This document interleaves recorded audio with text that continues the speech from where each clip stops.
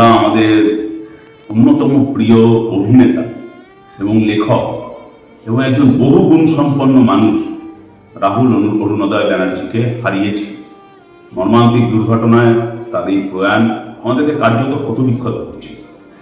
আমি তো ওর কার্যত গভীর ফ্যান ছিলাম, শুধুমাত্র তার অভিনয় দক্ষতার জন্য নয়, যেরকম লেখার হাত, একজন মাল্টি ট্যালেন্টেড মানুষ বলতে যা বোঝায় সেটা রাহুল অরুণোদয় ছিল।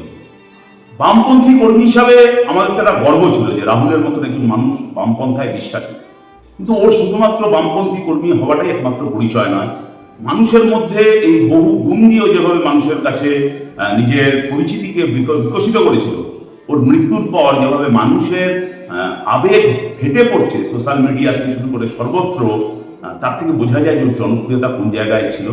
রাহুলের মৃত্যু আমাকে অন্তত ক্ষতবিক্ষত করেছে। আমাদের এই প্রজন্ম, আমাদের বহু মানুষ এই মৃত্যুতে কার্যত ভেঙে পড়েছে। কিন্তু জ্যোতিবাবু বলতেন না যে কিছু অসভ্য বর্বর আছে, পশ্চিমবাংলাতেও সেই অসভ্য বর্বরদের কিছু চাষ হয়েছে।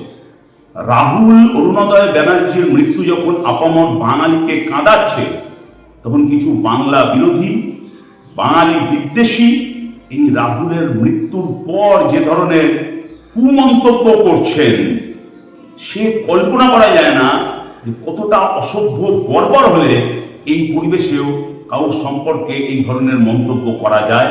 আবার বলছি যে জ্যোতিবাবু তার দূরদর্শিতা প্রমাণ করে দিয়েছে কারা অসভ্য, কারা বর্বর। সেই অসভ্য বর্বররাই আজকে রাহুলের পোস্টে এই ধরনের মন্তব্য করছে।